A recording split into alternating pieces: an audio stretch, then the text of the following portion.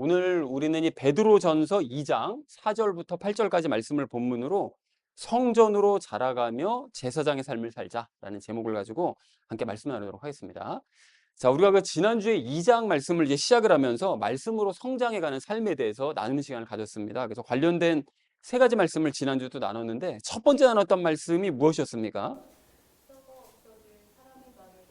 네, 그렇습니다. 그래서 구원과 관련된 우리 목사의 그런 말들, 성경 말씀이 아닌 목사의 말들을 우리가 버려야 되는 것도 버려야 되지만 나 자신이 버려야 될 말들이 있다고 그랬었죠. 그래서 지난주에 우리 했던 그 말씀이 상대를 낮추고 나 자신을 높이는 그런 말들이요. 그 1절에 정리가 돼 있었었는데 그런 말들을 버려야 된다고 그랬습니다. 근데 문제는 혀를 통제하기가 쉽지 않다는 거예요. 그래서 그 말들이 나도 모르게 안 좋은 말들이 나올 수밖에 없는데 그래서 우리가 해야 될 일이 있다고 그랬죠. 그 마음을 다스려야 된다고 그랬습니다. 왜 마음을 다스려야 되느냐? 마음에 가득한 것을 입 밖으로 내게 돼 있으니까요.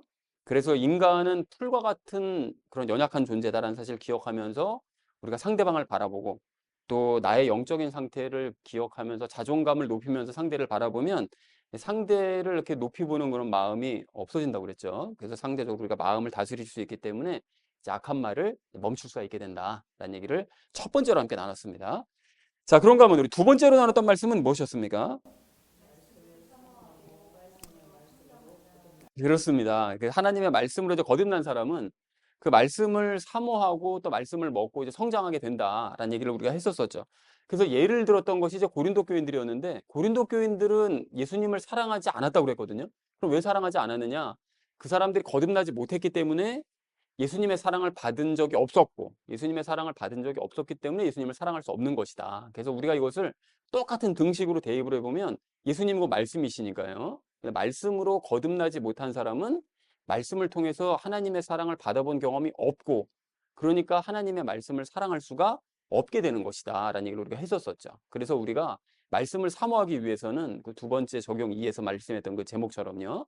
말씀을 사모하기 위해서는 말씀을 일단 거듭나야 그 말씀을 통해서 하나님의 사랑을 느낄 수가 있고 그렇게 되면 하나님의 말씀을 사모할 수가 있게 된다. 그러니까 우리가 말씀으로 거듭나서 말씀을 먹고 성장해 가자라는 얘기를 우리가 두 번째로 나눴습니다. 자, 그런가 하면 마지막 세 번째로 나눴던 말씀은 무엇이었습니까? 네, 그렇습니다. 그 말씀을 우리가 사모해서 먹고 이제 성장을 하게 되면 예수님의 은혜를 이제 더더욱 많이 체험할 수 있게 된다고 그랬는데요. 그래서 예를 들었던 것이 그 요한계시록에서 말씀하시는 그 일곱 교회에 대해서 얘기를 했습니다. 그 일곱 교회에게 그 공통적으로 그 초반에 그 당부했던 것이 무엇이었는가 봤더니 그 유대교 교리를 조심해라라는 그런 말씀이었습니다. 그럼 유대교 교리를 왜 조심해야 되느냐? 그 유대 교리는 자기 노력으로 무언가를 이루어야 되는 것을 얘기하는 교리잖아요. 이제 그러다 보니까 결국은 자기 자신을 이제 우상으로 섬기게 되는 거죠. 또 장로들의 의존을 또 우상으로 섬기게 됩니다. 그러다 보니까 예수님이 필요가 없는 거예요. 그러니까 예수님의 은혜를 누릴 수가 없게 되는 것이죠. 그래서 이 모든 사람들이 이런 유대교리를 따르는 사람들이 하나님의 말씀이 없기 때문에 결국은 이렇게 되는 것이다. 그러니까 말씀을 읽는 사람만이 나 자신의 무능함을 인정할 수 있게 되고 말씀을 읽는 사람만이 예수님을 의지해야 된다는 사실을 깨닫게 되므로 우리가 성경 말씀을 먹고 성장해서 더더욱 예수님과 연합한 삶, 예수님과 함께하는 삶을 살아가자라는 얘기를 마지막 세 번째로 나눴습니다. 그래서 사랑하는 우리 나눔 있는 교회 성도님들 모두는 썩어 없어질 사람의 말은 버리시고요. 이제 하나님의 그 말씀을 사모해서 먹고 성장해 가시기 바랍니다. 그렇게 하셔서 예수님과 더욱더 친밀해져가는 삶을 살아가시는 저와 여러분 되시기를 다시 한번 주님의 이름으로 간절히 축원드립니다. 지난주에 나눴던 그 말씀은요, 말씀으로 성장하는 삶에 대해서 이제 얘기를 했었다면, 이번 주 말씀은 성전과 제사장의 삶에 대해서 이제 말씀을 합니다. 우리가 성전이 되었고, 또 제사장의 삶을 살아야 된다라는 것에 대해서 말씀하고 있습니다. 그래서 이번 주 주제를 이렇게 잡았는데요. 성전으로 자라가며 제사장의 삶을 살자라는 것을 주제로 이제 각절 말씀 우리 나누는 시간 가지도록 하겠습니다. 먼저 4절 말씀 함께 읽도록 하겠습니다. 참으로 사람들에게는 거부당하였으나 하나님께는 선정받은 돌, 곧 보배로운 산 돌이신 그분께 나와 라고 이제 말씀을 하죠. 여기 이제 사람들이라고 얘기하는데 예수님께서 사람들에게 거부를 당하셨대요. 이제 어떤 사람들에게 거부를 당하셨는가 하면 그렇죠. 유대인들 믿지 않는 사람들이겠죠. 그래서 예수님을 믿지 않는 사람들에게 이제 거부를 당하셨지만 하나님께는 선정을 받으셨다는 거예요. 거부가 안 되신 정도가 아니라 아예 선정이 되셨는데 무엇으로 선정이 되신 것이냐? 그러니까 믿는 자들을 하나님께서 성전으로 세우셨잖아요.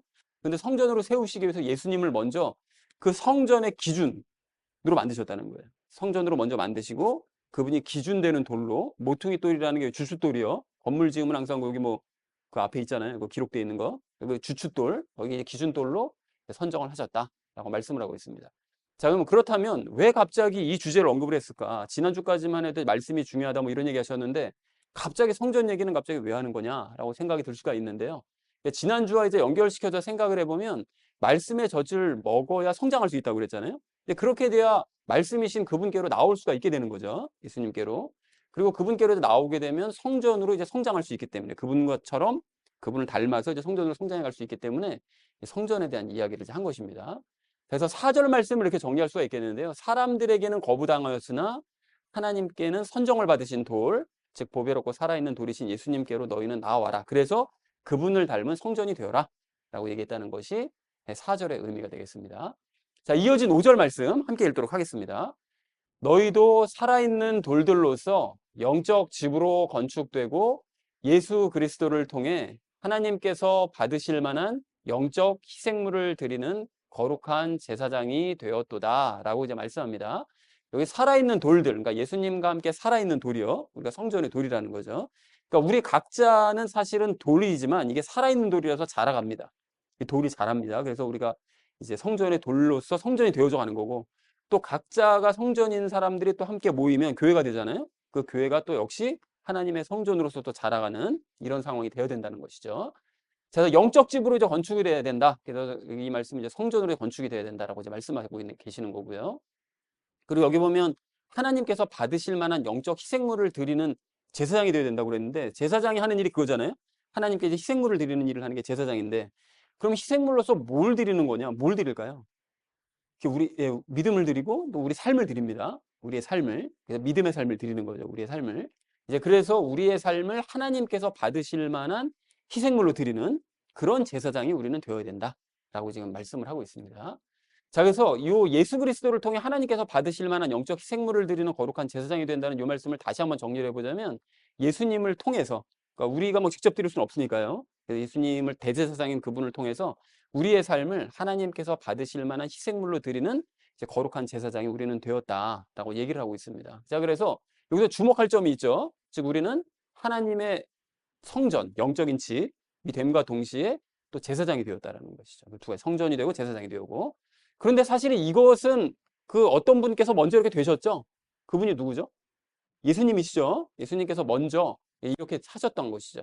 그래서 우리도 예수님은 우리 이제 모퉁이 돌이 되시는 거예요. 기준이 되시고 우리는 기준 돌에 따라서 우리도 예수님처럼 성전이 되고 제사장이 되어져가는 이런 과정을 거쳐야 된다라고 얘기했다는 것이 이제 5절 말씀 되겠습니다. 그래서 5절을 이렇게 정리할 수가 있겠는데 너희는 살아있는 돌들로서 성전으로 건축이 되고 예수님을 통해 너희의 삶을 하나님께서 받으실 만한 희생물로 드리는 거룩한 제사장이 되었다. 성전이 되고 제사장이 되었다. 라고 얘기했다는 것이 5절의 의미가 되겠습니다. 자, 이어서 6절 말씀 함께 읽도록 하겠습니다. 그런즉 성경 기록에도 보라 내가 선택한 보배로운 으뜸 모퉁이 돌을 시온에 두노니 그를 믿는 자는 당황하지 아니하리라 하시는 말씀이 들어있느니라 라고 말씀합니다. 요 윗줄하고 아랫줄 빼고 나머지 가운데 세 줄이 그 인용된 말씀이죠.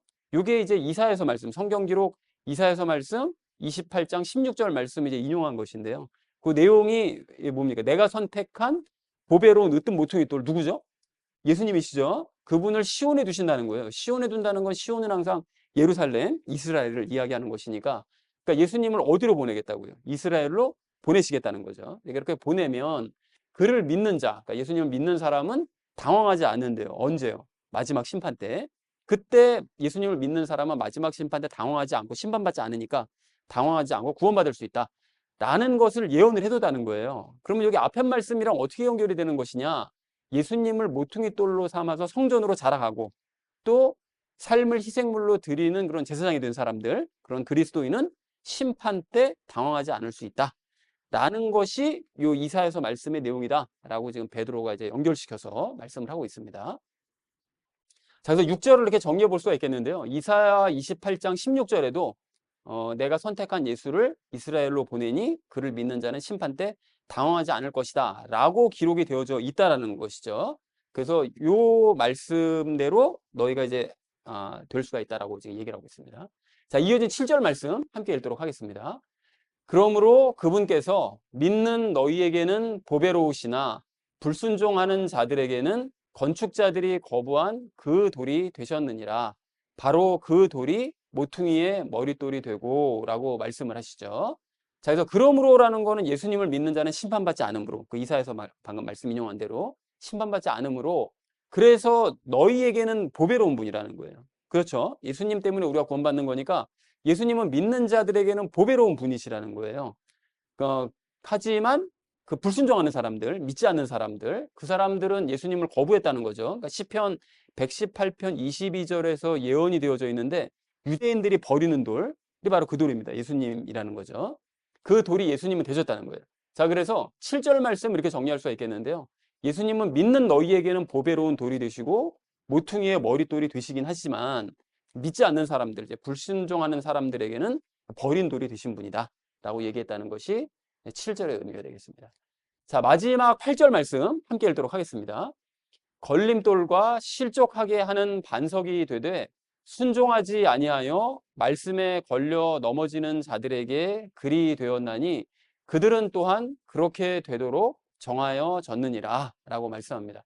여기 이제 그러나 예수님은 방금 그 7절에서 얘기했던 것처럼 버림받은 돌로 이제 끝난 것이냐, 그렇게 된 것이 아니고 순종하지 않음으로써 말씀에 걸려 넘어지는 사람들이요, 유대인들이죠. 그리고 유대인들을 따라가는 사람들, 이런 사람들을 어떻게 한다는 거죠? 그런 유대인들에게 걸림돌이 되시고 실족하게 하는 반석이 되신다는 거예요. 그러니까 그들에게 버림당하는 것으로 끝난 것이 아니라 거꾸로 그들을 어떻게 하신다고요? 걸려 넘어지게 만드는 그런 돌이 되신다 라고 얘기를 하시는 거죠. 그리고 그들은 또한 그렇게 되도록 정해졌대요. 그러니까 예수님을 믿지 않고 거부한 유대인들은 걸려 넘어지게끔 아예 하나님께서 결정을 해주셨다는 거죠. 그 사람들이 그렇게 되도록. 자, 그래서 8절을 이렇게 정리할 수가 있겠는데요.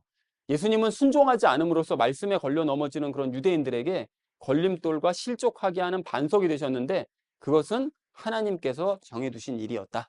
예수님을 거부하는 자들은, 예수님을 믿지 않는 자들은, 따르지 않는 자들은 도리어 걸려 넘어지도록 하나님께서 태초부터 결정을 해두셨다라고 얘기했다는 것이 8절의 의미가 되겠습니다. 자, 그래서 오늘 본문을 이렇게 정리해 볼 수가 있겠는데요. 믿지 않는 사람들에게는 거부당하셨지만 하나님께는 선정을 받으신 보배롭고 살아있는 돌이신 예수님께로 너희는 나아와라. 너희는 살아있는 돌로서 성전으로 건축이 되고 예수님을 통해 삶을 하나님께서 받으실 만한 희생물로 드리는 제사장이 되었다. 성전이자 제사장이 된 너희들이다. 자, 그래서 이사야 28장 16절 말씀에도 내가 선택한 보배로운 모퉁이 돌을 이스라엘에 두니 그를 믿는 자는 심판 때 당황하지 않을 것이란 말씀이 기록이 되어져 있다. 그래서 믿는 너희는 예수님을 보배롭게 여기는 거 맞고, 그리고 불순종하는 자들은 예수님을 이제 버린 돌로 여기게 되었다. 자, 그렇게 됐는데 예수님은 그럼 버린 돌로서 이제 끝나는 것이 아니죠. 믿는 자들에게는 모퉁이의 머릿돌이 되시지만 순종하지 않아서 말씀에 걸려 넘어지는 자들에게는 걸림돌과 실족하게 하는 반석이 되시는데 그것은 하나님께서 아예 정해두신 일이다. 그러니라고 정리를 볼 수가 있겠습니다. 자, 그래서 오늘 본문 말씀을 여러분께 보시면 그 두 종류의 사람에 대해 말씀하시죠. 그 첫 번째는 예수님을 믿음으로써 성전이 되고 또 제사장으로서의 삶을 살아가는 사람. 그런 사람이 있는가 하면 또 다른 사람은 예수님을 믿지 않아서 돌이신 예수님께 걸려 넘어지고 실족하는 사람이요. 바로 그 사람입니다. 두 가지로 이제 나눠집니다. 자, 그래서 이런 사람들은 심한 경우에 가루가 될 수도 있다고 말씀하세요. 그러니까 마태복음 21장 44절 말씀을 보면 예수님을 끝까지 거부하고 믿지 않고 따르지 않으면, 그 말씀에 자꾸 순종하려고 하지 않으면 그 사람 머리 위에 떨어져서 그를 아예 가루로 만들어 버릴 거다, 이렇게 말씀하시죠. 그러니까 예수님은 거부당하는 것으로 끝내시는 분이 아니라 도리어 거부하는 사람들을 끝장을 내버리실 수 있는 바로 그런 분이니까 너희가 조심해야 된다라고 경고를 하는 말씀도 이제 같이 들어가 있습니다. 자, 그래서 성전으로 우리는 자라가면서 제사장으로서의 삶을 사는 사람이 되어야 될 텐데, 그렇게 되기 위해서 우리가 세 가지 이야기를 나누려고 합니다. 첫 번째는 세상의 그 거부에 대해서, 그 두 번째는 하나님의 성전에 대해서, 마지막 세 번째는 제사장으로서의 삶에 대해서 나누도록 하겠습니다. 그래서 오늘의 결론이요, 성전으로 자라가면서 제사장의 삶을 살자라는 것을 주제로 나머지 말씀은 삶에 적용하면서 말씀 나누도록 하겠습니다. 성전으로 자라가며 제사장의 삶을 살아야 될 우리가 오늘 첫 번째로 함께 나눌 말씀은 세상에게 거부당할 것을 각오하자라는 것입니다. 여러분, 오늘 그 4절과 7절 말씀을 이렇게 보십시오. 이렇게 보시면 예수님께서는 믿지 않는 사람들이요, 그 불순종하는 사람들에게 거부를 당하셨다라고 이제 말씀을 합니다. 그래서 여러분 잘 아시다시피 유대 지도자들이 예수님을 거부했었잖아요. 그래서 그 사람들은 예수님의 말씀에 사사건건 시비를 걸면서 불순종을 했었고요. 그리고 예수님을 구원자로 인정하지 않았기 때문에 또 거부할 수밖에 없었고요. 그리고 또 백성들까지 선동을 해서 예수님을 거부하게 만드는 그런 일을 하더라는 것입니다. 그렇다면 이렇게 세상에게 거부를 당하신 예수님을 우리가 따라가고 있잖아요. 그러면 우리도 마찬가지로 세상에게 거부를 당할 각오를 해야 된다는 거예요. 세상에 나가서 사람들에게 거부당하고 뭐 조롱당하고 손가락질 당하고 이러는 것을 기분 나쁘고 짜증나네. 이런 삶을 내 살아야 되나? 이런 생각을 하지 말고 그것이 당연한 거다. 라는 생각을 해야 된다는 거예요. 왜냐? 예수님을 따라가고 있으니까요. 거부당하신 예수님을. 자, 그런 의미에서 여러분 바울을 생각해 보시면 여러분 바울은 처음에 어땠었죠? 그 사람이 바리새인이었잖아요. 그러니까 유대 지도자에 해당되는 사람이었습니다. 그 유대 지도자로서 예수님을 믿는 사람들을 핍박하고 예수님을 핍박하고 막 이랬죠. 그리고 박해하고 막 이런 일을 예수님을 적극적으로 거부했던 사람이었는데 그렇게 바울이 예수님을 거부를 했었을 때는 유대 지도자들의 전폭적인 지지를 받았습니다. 그리고 바리새인 중에 바리새인으로 삶으로써 백성들에게도 존경을 받는 세상에게 그러니까 기쁨을 얻는 세상 사람들이 좋아하는 이제 그런 삶을 살았었다는 거예요. 사랑을 받았는데 그랬던 바울이 예수님을 믿게 되자마자 무슨 일이 벌어지죠? 유대 지도자들에게 핍박을 받기 시작하죠. 그리고 또 유대 지도자들의 명령을 받은 유대인들이 바울을 죽이려고 호시탐탐 기회를 노리는 그런 일을 겪게 되더라는 거예요. 그래서 전도행을 그리고 이제 마쳤잖아요. 바울이 그 이후로 그렇게 유대 지도자들에게 핍박받은 이후로 20년의 거의 세월이 흘러서 3차 전도행까지 다 마치고 예루살렘으로 들어갔을 때는 잊어버릴 법만 한데 바울에 대한 소문이 워낙 널리 퍼진지라 들어가자마자 유대인들에게 붙잡혀가지고 두들겨 맞았죠. 그리고 맞고 난 다음에 시간이 또 지나서는 그 바울을 죽이기 위해서는 내가 먹지도 않겠다, 금식하겠다 하는 그런 결사대 40명이 바울을 죽이려고 아주 그냥 이를 갈면서 기다리는 이런 아주 끔찍한 그런 일들을 겪더라는 거예요. 그러니까 세상에게 아주 큰 미움을 받더라는 것이죠. 그러니까 이렇게 세상에게 거부를 당하신 예수님을 따라가면 그 전까지 세상에게 정말 사랑받던 사람조차도 세상에게 같이 똑같이 미움을 받게 되는 이런 일을 겪게 되더라는 것입니다. 그러니까 우리도 마찬가지로 예수님을 따라가고 있는 것이 맞다면 그런 삶을 각오를 해야 된다는 거예요. 자, 그렇다면 이러한 삶이 뭐 당연히 두렵고 뭐 힘들 거다라는 생각이 이제 들 수밖에 없을 텐데 근데 좋은 점도 있습니다. 그 좋은 점이 뭐냐 하면 그런 삶을 참아내고 견뎌내잖아요. 그럼 오늘 5절 하반절 말씀 보십시오. 보시면 그것이 바로 하나님께서 받으실 만한 뭐가 된다고요? 영적인 희생물이 된다는 거예요. 그것이 하나님께서 기뻐 받으시는 희생물이 된다는 거죠. 그래서 이런 삶을 로마서 12장 1절에서도 말씀하시는데 여러분 그 잘 아시는 말씀일 겁니다. 한번 들어보십시오. 너희는 너희 몸을 거룩하고 하나님께서 받으실 만한 살아있는 희생물로 드리라. 이렇게 말씀하세요. 그럼 여기서 희생물이 뭐냐? 그에 대한 부연 설명을 그 다음 2절에서 말씀하시는데 너희는 이 세상에 동화되지 말래요. 그러니까 이 세상 사람들에게 동화되지 않으면 같이 가지 말라는 거잖아요. 그러면 세상으로부터 떨어지라는 얘기잖아요. 그럼 어떻게 됩니까? 세상으로부터 거부당할 수밖에 없죠. 당연한 거 아닙니까? 그런 삶을 살아야 된다는 거예요. 오늘 본문 말씀처럼. 그리고 그 다음 말씀을 보니까 오직 너희 생각을 새롭게 함으로 변화를 받아 하나님의 그 선하시고 받으실 만하며 완전하신 뜻이 무엇인지 입증해라. 이렇게 말씀하신단 말이죠. 그러면 하나님의 선하시고 받으실 만하며 완전하신 뜻 그게 뭐냐? 그게 바로 예수님과 연합해서 살아가는 삶이잖아요. 그죠? 그 오늘 또 받으실 만한 바로 그 희생물 그걸 말씀하신다는 거예요. 그러니까 생각만 하지 말고 입증하라고 얘기하셨으니까 생각만 하지 말고 실제로 삶을 살라는 거예요. 그러면 예수님과 친해지는 삶을 살라는 건데 그럼 살면 오늘 말씀에 의하면 어떻게 된다고요? 세상에게 거부당하신 예수님과 친해지는 삶을 살면 나도 역시 거부당할 수밖에 없다는 거예요. 세상에게. 그러면 그런 삶을 어떻게 된다고요? 하나님께서 영적인 희생물로 받아주신다.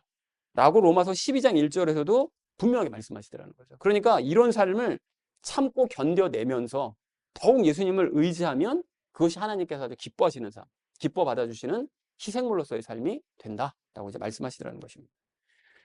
여러분 그 지난주 우리가 이제 큐티 하신 그 내용 요즘 요한계시록 나누고 있는데 전체적인 내용이 무엇이었죠? 지난주가 일곱 교회에 대한 말씀이었죠. 일곱 교회들에 대한 말씀을 하시는데 그 일곱 교회들에 대해서 말씀을 하실 때 각각이 좀 특징이 있잖아요. 그래서 서로 다른 얘기를 하시는데 마지막에 가서는 똑같은 얘기를 하십니다.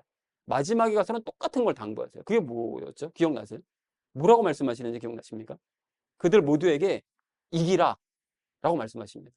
일곱 교회에게 똑같아요. 이기라 라고 말씀하세요. 그러니까 이기는 자에게는 내가 이렇게 저렇게 해주겠다. 그 내용은 틀리지만 이기라는 얘기는 똑같이 하시더라는 거예요. 근데 여기서 이긴다는 말씀이 그럼 뭐냐? 그러면 세상을 뭐 우리가 힘을 길러가지고 세상적인 힘을 길러가지고 세상을 뭐 때려 부시고 막 힘으로 제압해라 이런 뜻이냐? 아닙니다, 여러분. 정반대예요. 정반대입니다. 세상에게 두들겨 맞고 힘으로 제압을 당할 때 그럴 때 그걸 끝까지 인내하면서 참고 견뎌내는 거. 그게 이기는 거라고 말씀하시더라는 거예요. 그러니까 오늘 우리가 나눈 말씀에 의하면 희생물이 되라는 거죠. 희생이 되라는 거예요. 그것을 이기는 거라고 말씀하시더라는 거죠. 그래서 가령 에베소 성도들에게는 무슨 어려움을 겪고 있었죠? 니골라당의 교리 때문에, 즉 유대 교리 때문에 힘들어하고 있으니까 어떻게 하라고요? 말씀을 너희가 붙잡음으로써 그래서 유대 교리의 그 유혹을 인내하면서 견뎌내야 된다. 이겨야 된다. 이렇게 말씀하시고요. 서문학교에는 마귀에게 시험을 받아서 너희가 당분간 환난을 당할 텐데 그때 두려워하지 말고 어떻게 하라고요? 뒤집어 엎으라고요? 아니죠. 그 환난의 상황을 죽을 때까지 믿음 붙들고서 견뎌내라는 거예요. 그게 이기는 거라고 말씀하시더라는 것입니다. 그리고 버가모 교회, 두아디라 교회, 사대 교회 같은 경우는 유대교리 때문에 유혹을 받고 있는 상황이었기 때문에 너희가 말씀을 붙잡으면서 이 상황을 어떻게든 이겨내야 된다. 이렇게 말씀을 하시고요. 필라델피아 교회 같은 경우에는 어려움이 뭐였죠? 교회가 작아서 힘들었죠. 힘이 없었어요. 너무 견뎌낼 힘들이 없다 보니까 힘들겠지만 이런 상황을 말씀을 붙들면서 믿음을 붙들고서 어떻게든 인내해내야 된다. 그게 이기는 거다라고 말씀하시더라는 것입니다. 그리고 라오디게아 교회는 돈을 비롯한 수없이 많은 유혹들을 받고 있는 상황이었기 때문에 말씀과 믿음으로 너희가 이런 현실적인 상황을 극복을 해내야 된다. 그 악한 상황을 너희가 극복을 해내야 된다. 그게 이기는 거다라고 얘기를 하시더라는 거죠. 그러니까 정리를 해보자면 예수님께서는 우리에게 힘을 키워서 세상을 때려 부수는 거 그게 이기는 거라고 말씀하지 않으세요. 근데 지금 대부분의 교회들이 막 그런 짓을 하고 있죠. 나와가지고 막 자기네 힘 키워가지고서는 세상에 막 자기네 목소리 내려고 하고 막 세상을 이겨보려고 하고 있는데 그게 아니고 말씀과 믿음을 붙들고서 세상의 그런 핍박이나 어려운 삶을 견뎌내는 거. 이게 이기는 것이라고 말씀을 하시더라는 거예요. 그렇게 되면 너희가 희생물이 될 수 있고 그러면 하나님께서 그 삶을 받아주실 수 있다. 라고 말씀하시더라는 것입니다. 그래서 지난주 금요일 그 큐티에서 그 결과를 너무 확연하게 보여주시는 거예요. 어떻게 보여주십니까? 두 번째 봉인과 세 번째 봉인을 떼실 때 무슨 일이 일어난다고 그랬죠? 두 번째 봉인을 떼시면 세상에 전쟁이, 온갖 전쟁이 있을 거라고 그랬죠. 많은 사람들이 죽어나갈 거라고 그랬습니다. 그리고 셋째 봉인을 떼시면 그때 저울이 나타나죠. 저울을 들고 이제 측정을 하신단 말이죠. 그때 많은 이제 그리스도인들이 제가 이제 설명을 달 때 예수님의 그 마태복음 24장 말씀과 연결지어서 설명을 해나가고 있잖아요.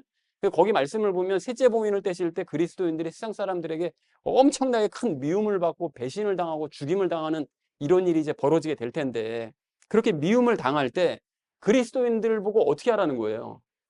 에스더서의 그 모르드게와 에스더처럼 칼을 들고 일어나서 세상 사람들과 맞대항해서 그들을 싸워서 이겨라 이렇게 말씀하시느냐? 아니죠. 세상 사람들이 이렇게 우리를 미워하고 핍박하고 죽이려고 할 때 그냥 죽으라는 거예요. 죽으라고요, 그냥 죽으라는 거예요. 그때 하나님께서 저울질하신다는 거예요. 셋째 봉인 떼실 때. 그래서 그때 악인이 아니라 칼을 들고 설쳐대는 악인이 아니라 그냥 죽는 의인에 속하라고 말씀하시더라는 것입니다. 그리고 그런 사람들이 어떻게 된다고요? 어제 토요일 큐티 내용을 보니까 하늘의 제단 아래에 그런 사람들이 억울하게 죽은 사람들 하늘의 제단 아래에 있다가 어떻게 됩니까? 예수님께서 직접 오셔가지고 그들에게 흰 예복을 주시면서 눈물을 닦아주시면서 그들에게 위안을 주시고 안식을 주시잖아요. 그리고 너희는 장차 평안을 얻게 될 거다. 좀만 더 참아라. 이렇게 말씀하시더라는 거예요. 그러니까 뭘 알 수 있느냐? 그리스도인은 세상에게 거부당하는 것을 당연하게 생각해야 되는 거고 그거를 견뎌내야 된다는 거예요. 믿음을 가지고 말씀을 붙들고 그게 희생물이 돼야 된다는 거죠. 그렇게 될 때 마지막 심판이 시작되면 예수님처럼 기꺼이 죽을 수가 있게 되는 것이고 그래야 선한 자와 이기는 자로 저울질을 받고 판단받을 수 있게 된다는 것입니다. 사랑하는 우리 나눔 있는 교회 성도님들 모두는 세상에게 거부를 당하신 우리 예수님을 따르는 자로서 세상에게 거부당하는 것을 마땅하게 여기시기 바랍니다. 그리고 그러한 삶을 견뎌내고 인내하셔서 그 삶을 하나님께서 받으실 만한 희생물로 드리시기 바랍니다. 그리하여 이기는 자로 판단받으시고 마지막 날 하나님께 큰 칭찬 받으시는 저 여러분 되시기를 주님의 이름으로 간절히 축원을 드립니다. 성전으로 자라가며 제사장의 삶을 살아야 될 우리가 오늘 두 번째로 나눌 말씀은 성전으로 자라가자는 것입니다. 여러분 오늘 그 5절 상반절 말씀을 보십시오. 거기 보시면 예수님을 믿는 너희도 살아있는 돌이 되었으니 성전으로 건축되어야 된다. 이렇게 말씀하시죠. 그래서 4절 말씀 이렇게 보시면 예수님께서 하나님의 성전이 되기 위한 보배로운 돌로 선정을 받으셨다고 되어 있잖아요. 그리고 6절 말씀을 보면 성전을 세우는데 필요한 기준되는 돌, 모퉁이 돌이 되셨다고 이제 말씀을 하시기 때문에 너희도 그러한 예수님을 기준으로 삼아서 성전의 돌이 되어야 되고 성전으로 자라가고 완성이 돼야 된다. 이렇게 전반적으로 이제 말씀을 하신 것입니다, 지금. 자, 그러니까 여러분, 우리가 이제 하나님의 성전이 되는 게 맞는데요. 우리 안으로 들어오신 예수님께서 모퉁이 돌, 기준돌이 이제 되시기 때문에 우리는 예수님을 기준으로 삼아서 계속 성전으로 이제 자라가고 완성이 되어야 됩니다. 자, 그런데 성전으로 완성된다는 게 도대체 구체적으로 무슨 의미냐, 이런 질문을 할 수가 있잖아요. 우리가 성전이 된다는 게 도대체 뭔 소리냐. 하나님이 우리 안에 들어와 계신다는 건 알겠지만 성전으로 완성된다는 게 뭔 뜻이냐 생각할 수 있는데, 그 질문에 답하기 위해서 성전이 어떤 특징을 가지고 있고 어떤 역할을 하는지를 그 세 가지로 좀 정리를 해볼 수가 있습니다. 먼저 첫 번째는, 성전의 첫 번째 특징이 뭔가 하면 말씀을 배우고 가르치는 장소라는 거예요. 예전엔 그랬죠. 성전에서 제사장들이 말씀을 가르치고 또 이제 백성들 말씀을 배우고 하는 장소가 성전이었습니다. 그러니까 성전으로 완성되어야 될 우리도 말씀을 배우고 가르치는 사람들이 되어야 된다는 거죠. 그게 성전으로 완성되어져 가는 그 방법이고 또 그 결과입니다. 그래서 여러분, 성전의 기준 되시는 그런 예수님이 어떻게 됐는지를 우리가 먼저 살펴봐야 될 거잖아요. 성전의 기준 되시는 예수님은 그냥 말씀 자체셨잖아요. 그러니까 말씀을 따로 배우실 필요는 없었습니다, 그분은. 그래서 예수님은 가르치시는 일만 하셨죠. 그런데 당신 안에 있는 그냥 그 말씀을 사람들에게 이제 가르치신 거예요. 근데 물론 그 가르치실 때도 당신이 직접 의지로 가르치신 것이 아니라 당신 안에 계신 성부 하나님께서 이제 말씀하시게끔 이제 예수님께서 당신을 내려놓으신 거죠. 그래서 이제 말씀을 하셨는데, 그래서 예수님께서 그 마가복음 1장 38절을 보면 이렇게 말씀하세요. 우리가 다음 고을들로 들어가자. 내가 거기서도 선포하리니 이런 까닭으로 내가 왔노라. 그러니까 예수님께서는 하나님의 말씀을 선포하기 위해 이 땅에 왔다라고 당신의 목적을 분명하게 말씀하시더라는 것이죠. 그렇다면 예수님을 기준으로 삼고 있는 우리 역시, 예수님을 닮아서 성전으로 자라가야 될 우리 역시 말씀을 가르치고 선포를 해야 된다는 거예요. 그리고 말씀을 가르치고 선포하는 거는 여러분, 목사들만 하는 일이 아니라 성전으로 지어져 가는 그리스도인들 모두가 해야 되는 일입니다. 그 예가 있죠. 그 누가 있죠? 스데반 집사요. 스데반 집사 같은 경우에는 목사가 아니었거든요. 그냥 집사였어요. 근데 그럼에도 불구하고 유대인들에게 말씀을 가르치고 선포하는 그런 일을 했던 사람이었습니다. 그리고 말씀을 그렇게 선포하고 가르치려면 무엇부터 해야 되느냐? 말씀부터 배워야 되죠. 배워야 이게 전할 수가 있는 거니까요. 그래서 우리는 예수님을 기준으로 삼는 사람이지 예수님 자체가 아니기 때문에 말씀이 저절로 막 나올 수는 없어요. 그러니까 말씀을 배워야 됩니다. 그래서 성경 말씀을 배우려면 어떻게 되느냐? 성경을 읽으면서 성령님께 도움을 구하면서 자꾸 읽어야죠. 그래서 배워 나가야 됩니다. 그 배워 나간 것을 가지고 전해야 된다는 거죠. 그렇게 성경 말씀을 지속적으로 배우고 배운 말씀을 시기적절하게 가르치고 선포하셔서 하나님의 성전으로서 자라가고 완성되는 우리 모두가 되기를 간절한 마음으로 소망합니다. 자, 그런가 하면 성전의 두 번째 특징이 뭘까요? 두 번째 특징은 기도하는 장소입니다. 기도하는 장소. 이사야서 56장 7절에서 이렇게 말씀하시잖아요. 그들이 내 제단 위에 드리는 번제물과 희생물을 내가 받으리니 내 집은 모든 백성을 위한 기도하는 집이라 불리리라, 이렇게 말씀하시잖아요. 그래서 예수님께서도 그 예루살렘으로 들어오셔가지고 성전을 막 뒤집어 엎으시면서 청소를 하실 때 이 말씀을 인용을 하세요. 그래서 그 마태복음 21장 13절에서 이렇게 말씀하십니다. 그들에게 이르시되 기록된 바 내 집은 기도하는 집이라 불리리라 하였거늘, 이렇게 말씀하세요. 그러니까 성전은 기도하는 집이다 라는 거를 예수님도 아예 확정을 지어주신 거예요. 그러니까 성전은 기도하는 곳이라는 거죠. 그래서 여러분, 그 성전은 정말 기도하는 집인 것이, 그렇기 때문에 한나가 어떻게 했습니까? 그 원래 여자 혼자 몸으로는 성전 못 들어가게 돼 있거든요. 그런데 성전에 그냥 올라가서 기도하죠. 아들 달라고. 그래서 사무엘을 그러고 낳게 되는데 그게 기도하고, 솔로몬이 성전을 완공한 후에는 성전을 바라보면서도 기도했잖아요, 백성들 앞에서. 그리고 예수님 시대 때는 바리새인 같은 위선자들도 성전에 올라가서 기도합니다. 그리고 세리 같은 극악무도한 죄인들도 성전으로 올라가서 어쨌든 기도를 드려요. 그러니까 이 성전은 기도하는 장소인 것이 맞는 거예요. 그래서 성전이신 예수님께서도 수시로 기도하신 거죠. 수시로. 그래서 예수님께서는 바쁘신 사역 중에도 새벽에 시간 내셔가지고 기도하시고, 그리고 오병이어의 기적을 앞두고도 기도하시고, 나사로 살리시기 전에도 기도하시고, 십자가 지기 전에도 기도하시고, 그러니까 끊임없이 시간만 나시면 기도하신 거예요. 하나님과 소통하신 거죠. 그러면 예수님을 기준으로 삼아서 성전으로 자라가야 될 우리 역시 기도해야 됩니다. 수시로 기도하셔야 되는 거예요. 그래서 여러분, 얼마 전에 제가 이제 우리 기도 제목 나누는 시간에 공통 기도 제목으로 드렸던 말씀이 있잖아요. 기도 제목 모여서죠. 일을 시작하고 끝마칠 때 기도하는 우리가 되자라고 이제 기도 제목을 이제 드렸었는데 여러분 어떻게 실천을 한번 해보셨습니까?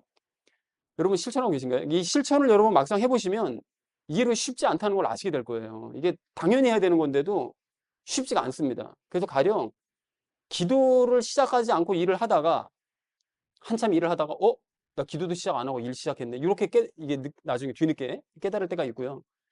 이 시작하기 전에 기도는 했는데 일이 끝마쳐지고 난 다음에 감사하는 기도를 그냥 까먹고 지나가는 경우도 다반사입니다. 그러니까 이게 일을 시작하기 전에 기도하고 간구하는 기도하고 끝마칠 때 감사 기도하는 것이 쉬운 것 같으면서도 이게 쉬운 것이 아니라는 거예요. 자, 그런데 이렇게 어쨌든 기도하는 것이 바리새인들처럼 율법적인 행동으로 이제 습관이 되면 곤란하겠지만 어쨌든 기도는 반드시 드려야 될 습관이라는 것입니다. 그리스도인이라면. 그래서 왜냐하면 일을 여러분 시작하고 끝마칠 때마다 기도한다는 것은 무슨 뜻인 거예요? 예수님을 내가 의지하고 예수님을 전적으로 신뢰한다. 역사를 기대한다는 그런 뜻을 가지고 있는 거잖아요. 그리고 다른 한편으로는 나는 할 수 있는 것이 아무것도 없다는 거를 인정하니까 기도를 하는 거죠. 할 수 있는 게 없으니까 예수님을 의지해서 기도하는 거잖아요. 그러니까 그거를 하기 위해서 그러니까 우리가 잘 아는 말로 자기 부인과 자기 십자가를 지는 태도, 요 태도를 가지고 기도해야 된다는 것입니다. 그리고 이렇게 우리가 자기의 무능함을 인정하고 예수님을 전적으로 의지하는 태도로 기도를 하면 그 기도는 응답될 수밖에 없는 거예요. 그러니까 성전으로 완성되어 가야 될 우리는 예수님께서 그러셨던 것처럼 기도에 힘쓰고 기도를 습관하기 원합니다. 그래서 여러분 어떤 일이라도 시작하고 끝마칠 때마다 기도해야 되니까 식기도 있잖아요. 밥 먹을 때 기도하는 거. 그거조차도 기도해야 되는 거예요. 밥 먹을 때 기도를 안 한다고요? 왜 안 합니까? 그거 안 감사해요? 그리고 우리가 음식을 통해서 건강이 유지되는 일이 엄청 많잖아요.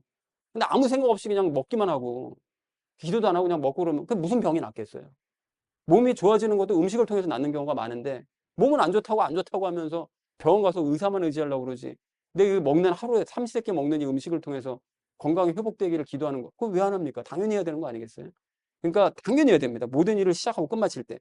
그렇게 우리가 모든 일을 시작하고 마칠 때마다 기도하는 우리가 되어서 하나님의 성전으로 완성되기를 간절한 마음으로 소망합니다. 자, 그런가 하면 성전의 마지막 세 번째 특징은 뭐냐? 거룩한 장소라는 거죠. 거룩한 장소야. 이건 뭐 부인할 수 없는 거잖아요. 그렇다면 성전으로 완성되어 갈 우리도 마땅히 거룩해져 가야 된다는 것입니다. 여러분, 예수님께서는 뭐 성전의 기준 되시는 분답게 뭐 당연히 거룩한 삶을 사셨는데요. 예수님께서 거룩한 삶을 사셨던 것을 우리가 좀 자세하게 생각을 해보면 예수님이 자체가 그냥 거룩하셨기 때문에 거룩하신 모습을 드러내신 것이냐? 물론 그렇게 볼 수도 있죠. 예수님이 거룩하지 않다는 뜻이 아닌데 뭐 그렇게 볼 수도 있지만 예수님께서 거룩함을 드러내신 것은 노력해서 드러내신 것이 아니잖아요. 내가 거룩해지려고 노력해야지 해서 드러내신 것이 아니죠. 그럼 어떻게 해서 예수님의 그 거룩함이 드러나죠?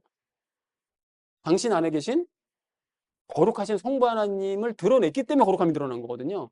이게 좀 더 정확하게 얘기를 하자면, 자세하게 얘기하자면, 물론 예수님 자체도 거룩하신 건 맞는데 당신의 그 거룩함을 드러내기보다는 당신 안에 계신 성부 하나님의 거룩함을 드러냈기 때문에 그 거룩하다고 우리가 느껴지고 사람들이 그걸 느낀 거예요. 지금도 느끼고 있는 거고. 그러면 예수님의 그 기준 되시는 그 예수님을 따라서 우리도 거룩해져야 된다고 그런다면 그 거룩해지기 위해서 내가 열심히 노력해야 되겠다. 내가 뭐 절제하고 자제하고 뭐 이렇게 해가지고 내가 이렇게 되면 안 되는 거죠. 어떻게 해야 되는 겁니까? 내 안에 계신 예수님의 거룩함을 드러내면 되는 거예요. 그러면 우리가 거룩해지는 거죠. 그게 거룩해지는 방법입니다. 그러면 어떻게 하면 내 안에 계신 예수님의 거룩함을 드러낼 수 있는 것이냐? 요게 사실은 앞에서 이미 나눴어요, 우리가. 그 성전에 대한 특징 두 가지 얘기하면서. 즉, 말씀과 기도에 전념할 때 거룩함을 드러낼 수 있다는 거예요. 그래서 여러분 그 디모데전서 4장 5절 말씀을 보면 이렇게 말씀하시잖아요. 하나님의 말씀과 기도로 거룩히 구별되었느니라 분명히 말씀하시잖아요. 그죠? 그러니까 우리는 말씀과 기도에 전념할 때 안에 계시는 예수님의 거룩함을 드러낼 수 있는 거다. 라고 아주 분명하게 우리가 확인해 볼 수 있다는 거예요. 그러니까 생각해 보면 예수님께서 거룩함을 드러내실 수 있었던 이유가 이 말씀과 기도 때문이었다는 거죠. 그러니까 예수님께서는 성부 하나님께서 말씀을 하시게끔 그렇게 하신 거죠. 자꾸 배려하신 거죠. 그때그때마다 당신이 얘기하려고 한 게 아니라 당신 안에 계신 성부 하나님께서 말씀하시게끔 하셨고 또 그리고 기도로 자기 자신이 할 수 없다는 사실을 인정을 하시면서 하나님께서 행하실 것을 전적으로 전념하면서 의지하셨기 때문에, 그럼 기도를 하셨기 때문에, 그렇게 말씀과 기도에 전념하셨기 때문에 성부 하나님의 거룩한 모습을 드러낼 수 있었다는 것입니다. 전적으로 드러내신 거죠. 그러면 우리도 마찬가지라는 거죠. 지난주에 나눴던 것처럼 하나님의 그 말씀을 사모하고 먹으면서 우리가 그 말을 할 때 예수님을 드러낼 수 있는 거잖아요. 그러니까 우리가 성경 말씀을 먹지 않고 거기에 사모하면서 먹지 않고 열심을 내고 성장해 가지 않으면 하나님의 말씀이 저절로 나올 수는 없어요. 우리 안에 죄까지 있기 때문에 안 좋은 말 나오고 더러운 말 나오고 자꾸 이렇게 될 수밖에 없는 거죠. 그러니까 우리가 하나님의 말씀을 사모하면서 먹는 일을 계속 해내가면서 그 말을 할 때도 말하게 하심을 따라 말하려고 하는, 기도하면서 이런 일을 해야 되는 것이고, 또 기도로 자기 자신의 무능함을 인정을 하면서 예수님의 역사를 기대하는 그런 삶을 살아가면 우리도 이렇게 성경 말씀과 기도하는 일에 열심을 내면 어떻게 된다고요? 우리 안에 계신 예수님의 거룩함이 점차 드러나게 된다는 것이죠. 이것이 방법이라는 것입니다. 그렇게 우리는 말씀과 기도로 거룩한 삶을 살 수 있고, 그것이 바로 성전으로서의 역할과 특징이라는 것입니다. 사랑하는 우리 나눔 있는 교회 성도님들 모두는 성전으로서 여러분 말씀 배우시면서 가르치시기 바랍니다. 그리고 또한 기도에 전념하시기 바랍니다. 그래서 거룩한 삶을 살아내시기 바랍니다.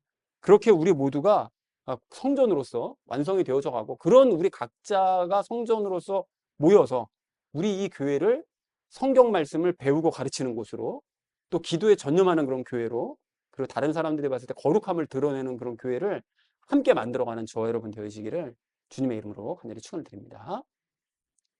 자, 성전으로 자라가며 제사장의 삶을 살아가야 될 우리가 마지막 세 번째로 나눌 말씀은 제사장의 삶을 살자는 것입니다. 여러분 오늘 5절 그 하반절 말씀을 이렇게 보십시오. 보시면 우리는 거룩한 제사장이 되었다라고 제가 말씀을 하세요. 그 여러분 우리가 그 히브리서에서 그 제사장에 대해서 나눴었잖아요. 그 예수님이 대제사장 되신다고 그래서 그 제사장에 대해서 나눠서 썼는데, 그때 나눈 것처럼 제사장은 하나님과 사람 사이에 중재하는 역할을 합니다. 그리고 또 그 둘을 섬기는 역할을 해요. 그러니까 제사장이 하나님을 섬기고 사람을 섬기는 이런 일을 하죠. 그래서 예수님께서는 대제사장으로서 그 위로는 하나님을 섬기셨고 옆으로는 사람들을 섬기는 이제 이런 일을 하셨습니다. 그리고 그렇게 섬기는 것이 그럼 도대체 뭐냐? 이것에 대해서 우리가 이제 히브리서에서 많은 말씀을 나눴는데, 그걸 이제 크게 정리를 해보자면 하나님을 섬기는 게 뭐냐? 하나님을 섬기는 게 뭐냐면, 여러분 기억이 좀 나실란가 모르겠어요. 그러니까 우리가 그 누가복음 말씀을 인용을 했었는데 예수님께서 그런 말씀하신 거 기억나시죠? 종들이 하루 종일 바깥에 나가서 일하다가 집에 들어오면 주인이 지금 밥을 먹어야 될 시간이에요. 그럼 어떻게 하죠? 아, 우리 힘들어 죽겠으니까 우리 먼저 밥 먹고 밥 차려드릴게요. 이렇게 안 하죠. 힘들어 죽겠어도 어떻게 합니까? 주인 먼저 밥 차려주고 주인 밥 다 먹을 때까지 뒤에서 뒷짐지고 기다렸다가 다 먹고 나면 그제서야 먹잖아요. 이제 그거를 예수님께서 말씀을 하시면서 나는 이거를 당연하게 생각한다 라고 말씀하시잖아요. 종이 이렇게 하는 게 당연한 거지 이게 무슨 대가를 바라고 뭐 자기가 뭐나 했다고 주인 앞에서 이렇게 뻑이냐, 그렇게 하면 안 되는 거다라고 명백하게 말씀하시잖아요. 요거를 예를 들면서 우리가 하나님을 섬기는 게 뭐냐, 하나님의 말씀에 순종을 하는 거죠. 그분이 말씀하시는 것에 명령에 따르는 것, 순종하는 삶을 사는데 대가를 안 바라고 하는 거. 내가 이만큼 했으니까 내놓으시오, 이게 아니라 주인 밥 다 드실 때까지 우리가 대가를 바라지 않는 거죠. 대가를 바라지 않고 하나님의 말씀에 순종하는 거, 이게 하나님을 섬기는 삶이다 라는 얘기를 그때 했었습니다. 그러면 사람을 섬기는 건 또 뭐냐? 사람을 섬기는 거는 뭘 섬기는 거죠? 사람의 영혼육을 섬기는 건데, 그죠? 영혼육을 섬기는 건데, 여러분 이게 성막을 비유를 들어서 예를 들어서 썼거든요. 성막을 들어서 여러분 예를 들을 때 사람의 혼에 해당되는 게 번제단이고, 그죠? 혼에 해당되는 게 어디라고요? 성소라고 그랬죠? 그리고 영에 해당되는 건 뭐라고요? 지성소라고 그랬죠? 그럼 각각에서 제사장이 무슨 일을 하는지를 보면, 우리가 제사장이 무슨 일을 하는지를 보면 사람을 섬기는 것에 대한 방법을 알 수가 있는데, 번제단에서는 죄를 태우잖아요. 그죠? 그러니까 사람이 나에 대해서 죄를 저지를 때, 나에게 범죄를 저지를 때 그거를 태워서 용서하는 거, 그 일을 하는 게 육신을 섬기는 방법이다.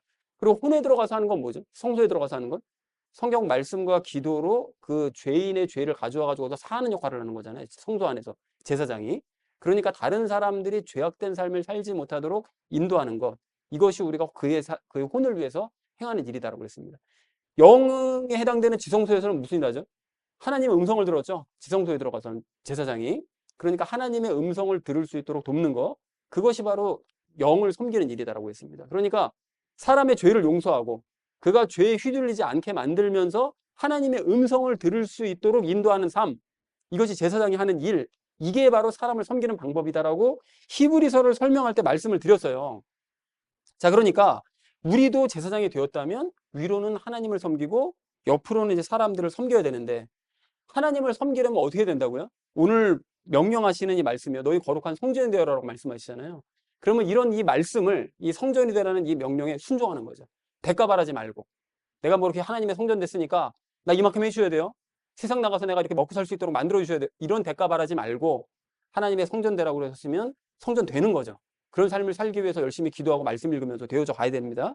그리고 사람들을 섬길 때는 영혼육을 섬기되, 그 사람들을 육적으로, 그 사람들이 나를, 죄를 지으면서 나를 괴롭혀요. 그러면 그 사람들을 적용 1에서 얘기 나눴던 것처럼 대항하지 말고, 그 사람 싸우지 말고 말씀 붙들면서 인내하면서 용서하는 거죠. 그게 그 사람의 육신을 섬기는 방법입니다.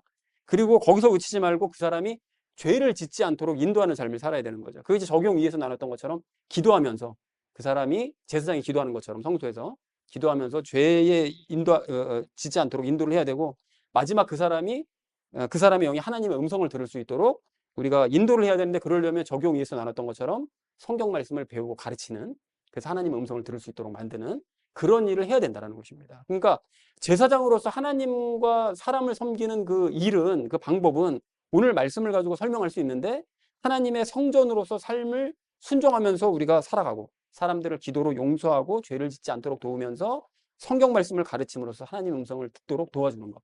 이게 하나님을 섬기고 사람들을 섬기는 제사장으로서의 역할이고 방법이라는 것입니다. 그런데 쉽지 않은 얘기예요. 그죠? 우리가 말은 이렇게 하고 이론적인 것은 이렇지만 쉽지 않습니다. 그래서 예수님께서도 쉽진 않지만 그 험악한 유대인들을 대상으로 그런 일을 하신 거잖아요. 그렇기 때문에 예수님을 기준으로 삼고 따라가야 될 우리도 이 험악한 세상에서 살아갈 때 예수님의 모습을 따라서 그 일을 해야 된다는 거죠. 되든 안 되든 그 일을 해야 된다는 것입니다. 자, 그런데 그렇게 사람들을 이제 섬길 때 불신자들 같은 경우는 어떻게 될까요? 이게 더더욱 힘든 얘기잖아요. 불신자들은 아예 들으려고 하지 않을 테니까요. 뭐 그들은 뭐 말씀 무작정 거부하고 섬김 받기도 거부하고 뭐 이렇게 될 테니까 어떻게 되느냐? 그래서 여러분, 그럴 때는 그 지지난주 말씀을 알려야 됩니다. 지지난주에 우리가 나눴던 말씀이 그거잖아요. 사람은 뭐와 같다고요? 풀과 같고, 사람이 누리는 영광은 풀의 꽃과 같다. 지극히 짧다. 이 사실을 알려야죠. 그러니까 너가 지금은 뭐 그렇게 대단히 잘난 줄 알고 그렇게 살아가는지는 모르겠으나, 사실은 네 인생은 짧고 네가 누릴 수 있는 영광도 지극히 짧아, 사실은. 라는 걸 알려야 되는데, 그런 말 듣는다고 해서 이 사람들이 변화되느냐? 변하지 않죠. 그럴 때는 어떻게 되느냐? 오늘 8절 말씀이요. 말씀 듣지 않으면 예수님께 네가 걸려서 넘어질 수가 있다고. 예수님께서 기회를 걷어가시면 걸려 넘어질 수 있어. 그리고 심지어는 아까 잠깐 말씀드렸던 마태복음 21장 44절 말씀이에요. 누구에게든지 이 돌이 떨어지면 그를 갈아서 가루로 만들리라. 너 예수님께 이렇게 될 수도 있어. 예수님이 마냥 좋으신 분인 것 같지? 그렇지 않다니까. 선을 넘어가면 그 순간서부터 너는 가루가 될 수도 있는 거라고. 라는 얘기를 경고를 해야 돼요. 해야 되는데, 현실적으로 그런 얘기하면 어떻게 됩니까? 더 안 받아들이죠. 당연히 도망갑니다. 이 미친 게 뭐 이런 게 다 있어. 이 우리가 되려 욕먹어요. 그러니까 여러분, 말하기가 애매하잖아요. 그러니까 어떻게 해야 되느냐. 여러분, 그래서 우리가 방금 드렸던 이 말씀이에요. 인간은 풀처럼 연약하고 그 누릴 수 있는 영광은 지극히 짧다. 그리고 끝까지 이런 상태를 거부하면 너는 예수님께 걸려 넘어지거나 예수님께 두들겨 맞아서 가루가 될 수 있어. 이 말씀을 내가 먼저 마음에 담아야 됩니다. 이 내가 먼저 마음에 담으면서 기억해서 이 사람을 불쌍히 여기는 마음을 가져야 된다는 거예요. 그게 우선이라는 거예요. 그게. 왜 우리가 그런 수고를 해야 됩니까? 라고 생각할 수 있는데, 왜 그래야 됩니까? 우리 제사장이니까요. 제사장이라면서요. 사람들을 섬겨야 된다면서요. 믿지 않는 사람들을 섬겨야 된다면서요. 그러니까 하나님의 말씀에 순종하고 사람들을 섬기는 제사장이기 때문에 우리가 먼저 그 말씀을 내가 먼저 기억하고, 그래서 저렇게 일찍 갈 사람이구나. 좀 있어 가루가 될지도 모를 사람이구나. 이 마음을 가지고 불쌍히 여기게 된다는 것입니다.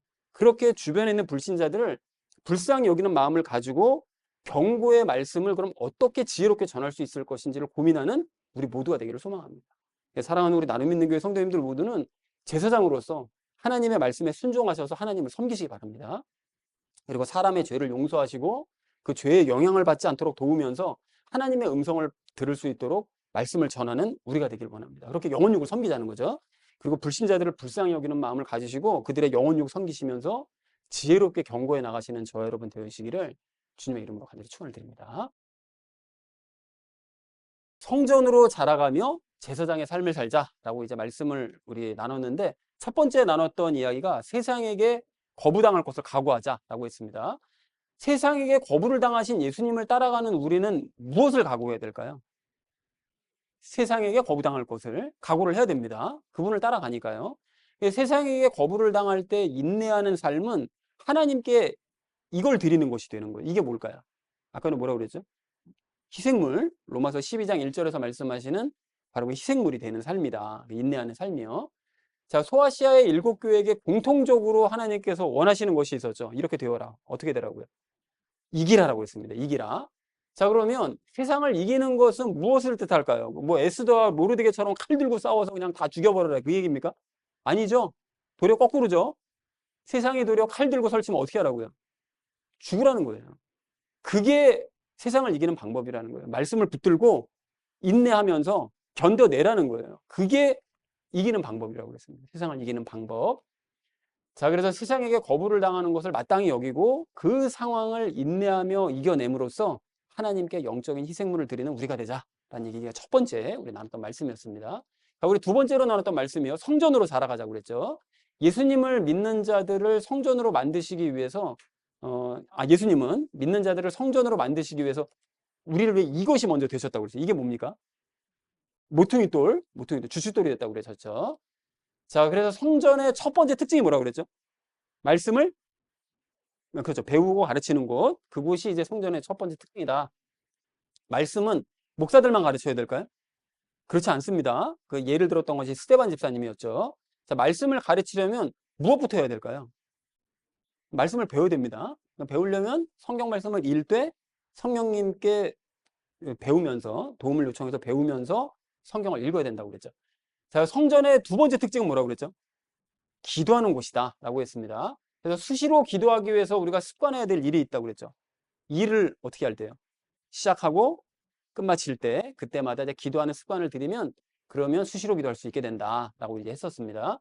자, 일을 시작하고 마칠 때마다 기도하는 거는 어떤 의미를 사실 가지게 되는 걸까요? 그게 나의 무능함을 인정하고 또 예수님께서 그래서 의지하는 거죠. 예수님께 역사해 주실 것을 의지하는 그 마음이 내포가 되어 있는 거죠. 그러니까 기도하게 되는 거거든요. 나는 할 수 없고 예수님만 하실 수 있으니까. 그래서 우리가 일을 시작하고 마칠 때마다 인정하는 거죠. 나는 할 수 없습니다. 이 일을. 예수님께서 하실 수 있습니다. 이걸 인정하는 것이기 때문에 굉장히 중요한 작업입니다. 그래서 성전의 세 번째 특징은 뭐라고 그랬죠? 거룩한 곳이다. 거룩한 장소라고 그랬습니다. 성전은. 자, 그래서 우리는 무엇으로 거룩해질 수 있다고요? 말씀과 기도로, 그러니까 말씀에 전념하는 삶, 또 나의 부족함을 인정하고 예수님 의지하는 그런 기도하는 삶, 그걸 살게 될 때 내 안에 계신 예수님의 거룩함이 드러나게 된다. 나도 모르는 상태로 라고 우리 나눴습니다. 자, 그래서 말씀을 배우며 가르치고 항상 기도해서 거룩한 성전으로 자라가면서 완성이 되어져 가고요. 그런 우리가 모여서 교회를 거룩한 성전으로 이제 함께 만들어가는 우리 모두가 되기를 간절한 마음으로 소망합니다. 자, 그래서 마지막 세 번째 우리 나눴던 말씀이 제사장의 삶을 살자고 그랬죠. 자, 그래서 하나님을 섬기려면 어떻게 된다고요? 우리가 하나님을 섬기기 위해서는 그 방법이 그랬죠. 보상을 바라지 말고 어떻게 하라고요? 말씀에 순종하는 거. 그게 하나님을 섬기는 방법이라고 얘기를 했습니다. 자, 사람을 섬기는 것은 뭘 섬기는 걸까요? 사람의 무엇을? 영과 혼과 육신을 섬기는 것이 이제 섬기는 거다. 그럼 영혼육 가각을 섬기는 게 어떻게 하는 것이라고 하는지 기억이 나세요? 육신을 섬기는 건 어떤 겁니까? 그죠. 죄를 용서하는 겁니다. 그가 육신으로 저지른 죄를. 혼은 뭐라고 그랬죠? 혼을 섬기는 건? 그가 그죠. 죄를 짓지 않도록 인도하는 거. 그러니까 그게 이제 그 성소에 들어가서 하는 일이잖아요. 그리고 또 영을 섬기는 건 어떤 겁니까? 하나님의 음성을 들을 수 있도록 돕는 거. 그러니까 말씀을 가르쳐야 되는 거죠. 그게 우리가 그 사람의 영혼육을 섬기는 방법이다. 라고 얘기를 나눴습니다. 그래서 불신자들이 섬김을 거부한다. 그럼 우리가 품어야 될 말씀이 있다고 그랬죠. 두 가지. 첫 번째는 지지난주 풀것 같다. 인생이 짧다. 그리고 누릴 영광도 너는 지기 짧다. 그 얘기를 해야 되는 거고, 또 하나는 말씀을 자꾸 거부하면 어떻게 된다고요? 나 가루가 된다. 너 예수님이 가만 안 두실 수 있어, 너를. 그거를 하긴 해야 돼요. 하긴 해야 되는데, 그냥 던지면 안 되고, 그걸 지혜롭게 그걸 어떻게 얘기를 할 것인가. 이걸 좀 고민해야죠. 예, 그렇게 해서 잽을 날려야 됩니다. 계속. 그렇게 해서, 이게 좀 뭔가 두려운 일이 있을 수 있구나라는 걸 이제 깨달을 수 있게끔 불신자들에게 이제 전해야 되는 거죠. 자, 그래서 하나님의 말씀에 순종하고 사람들의 죄를 용서하며 죄의 영향을 받지 않도록 돕고, 하나님의 음성을 듣도록 돕대. 그러니까 육신과 혼과 영이죠. 그렇게 돕되 불신자들을 불쌍히 여기는 마음을 가지고 지혜롭게 경고하는 제사장으로서의 삶을 살아가자라는 것이 우리 세 번째 나눴던 말씀이었습니다. 자, 그래서 사랑하는 우리 나눔 있는 교회 성도님들 모두는 세상에게 거부당할 거를 여러분 각오하시되 성전으로 완성되어 가면서 제사장으로서의 삶을 살아가는 저와 여러분 되시기를 주님의 이름으로 간절히 축원을 드립니다.